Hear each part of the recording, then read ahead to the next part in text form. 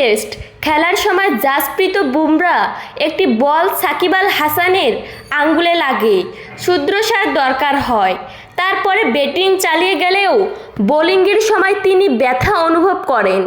এই অবস্থায় কানপুরের দ্বিতীয় টেস্টে কি খেলতে পারবেন সাকিব?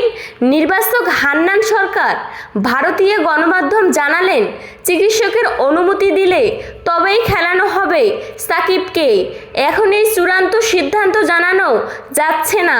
হান্নান বলেন, আমরা কাল মঙ্গলবার কানপুরে যাচ্ছি, আজ ছুটি, কানপুরে দুটো সেশন পাবো, তারপরেই বোঝা যাবে সাকিবকে দ্বিতীয় টেস্টে পাওয়া যাবে কি না। এখন এই সিদ্ধান্ত নেওয়ার জায়গা নেই। জাতীয় দলের অন্যতম নির্বাচক যোগ করেন, এই দুদিন সাকিব ফিজিওর পর্যবেক্ষণ থাকবেন। মাঠে নামলেন ফিজিওর প্রক্রিয়ার পাওয়া যাবে। পরের ম্যাচের আগে সময় রয়েছে, তাই সাকিবকে দলে নেওয়ার আগে ভাবনা চিন্তার সময় হাতে থাকছে। চেন্নাই টেস্টে 2 ইনিংস মিলিয়ে মাত্র 21 ওভার বল করেন সাকিব।